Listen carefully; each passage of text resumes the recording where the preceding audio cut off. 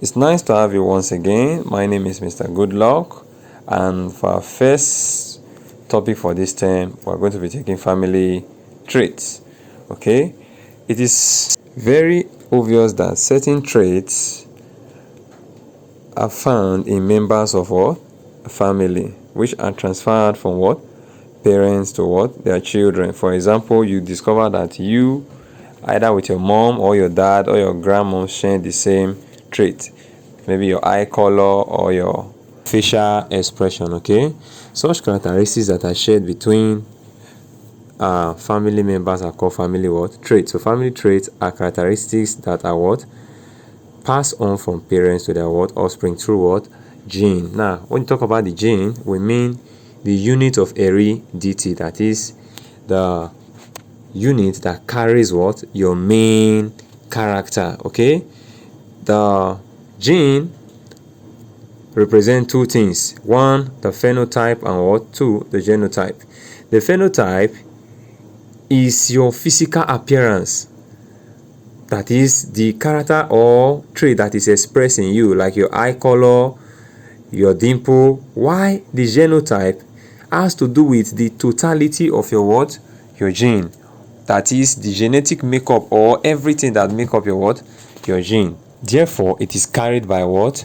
Your gene, and it is expressed in an organism based on the what? Environment. If the environment is favorable, the gene will be expressed well, but any environmental factor will affect what? The gene. The gene are made up of DNA, which are located in the chromosomes. DNA stands for deoxyribonucleic acid. Okay, they are actually a protein molecules that are thread-like, as you can see on the diagram. All right, now there is a nuclear component that houses the gene, and it is called the what? Chromosomes. It is very small and thread-like in nature, and they occur in many numbers. For example, humans have 23 pairs of chromosomes, which is equal to 46, half from the male and half from the what? Female.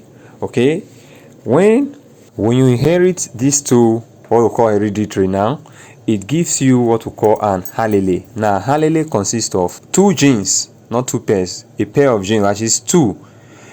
Okay, it can be the same, it can be what? Different. There are times when an individual will not look like his mom or his dad. Okay, will look differently. This kind of occurrence is called variation. Okay, it is the differences that occur in the organism from his what? Offspring. Do you get it now? Yes. So we'll look at example of some family traits. Badness is one of them. Eye color, ear lobe attachment, facial form or frame. Is it not? Apart from this, we still have other examples of family traits. You have hair color, you have height, you have skin color, you have quality of what? Sound of voice, you have shapes of the nose, you have social intelligence, you have leadership skill, you have ability to taste, you have albinism, you have rolling of the tongue. There are also other non-favorable traits such as sickle cell anemia, which is a sickness, color blindness. Then you have what we call hemophilia, and then finally you have blood group. Let's now look at the father of genetics. His name is Johann Gregor Mendel. He was the first man to actually carry out what? Genetic study by crossing what? Pea plants. He was the first man to deduce the reason why traits are carried. He used the pea plant because the pea plant has some beautiful features. It has the ability to grow quickly. It can self-pollinate because it has both the male and the female flower itself. Those are part of the reason why I use the word pea plant.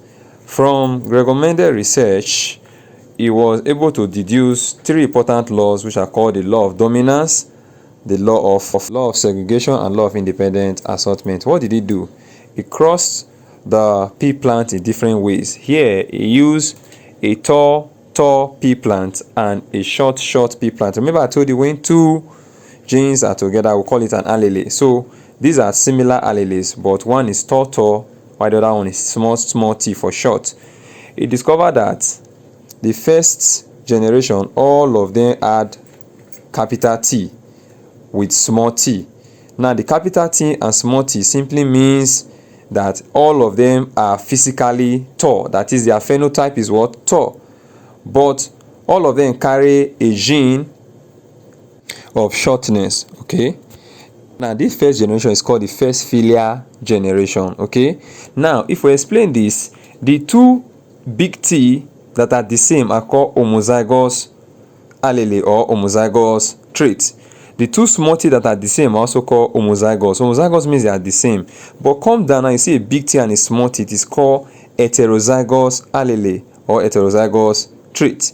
Now let's take this cross now. Cross an homozygous round plant and an homozygous wrinkled plant for small r, round for big R. You discover that you still have all of them to be what? Round in the first filial generation. Okay, but in the second filial generation now you are going to have 3 round and 1 wrinkled. In the fourth generation we have a dominant round and a recessive wrinkled genotype. The plant will actually grow as a round plant while it has a wrinkled character that is what? Suppressed. Now, the wrinkle character that is suppressed is called the recessive trait, while the round character that is expressed is called the dominant trait. So the dominant trait, which is produced by the dominant allele, is actually the trait that is expressed in an organism. For example, if you are black and your mom is an albino, then the dominant trait for you is black. Do you get it now? Now, if you are black and your mom is albino, then the recessive trait for you is albino. Do you get it now? Yes. There is a condition known as sickle cell anemia. Sickle cell anemia is a condition and is a disease actually that is hereditary. That is, it is transferred through the gene. Okay, it is the inability of the hemoglobin to function properly. It is caused by this diagram you see above. We have an heterozygous allele coming together, AS. The S stands for sickle cell anemia. According to Mendel now, 1 out of every 4 children is going to have SS. Can you see the cross now?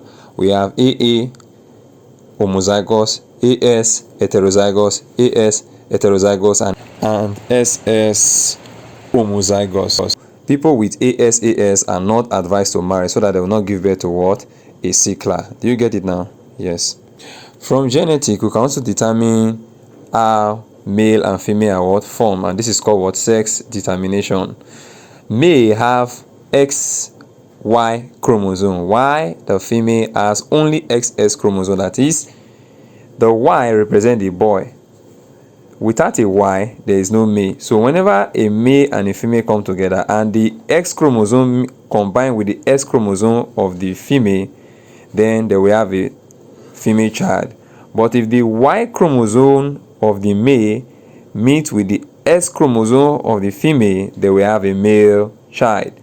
So you can see we have heterozygous male and homozygous female. So the male child is determined by the chromosome of the what? Father, not the mother. Let's look at some of the importance of family traits. Family trait helps to detect diseases.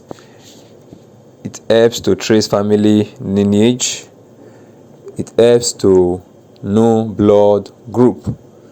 Family trait is used as a form of what? Resemblance, is it not? Yes. Let's now look at family genealogy. Family genealogy simply means tracing the line of your what?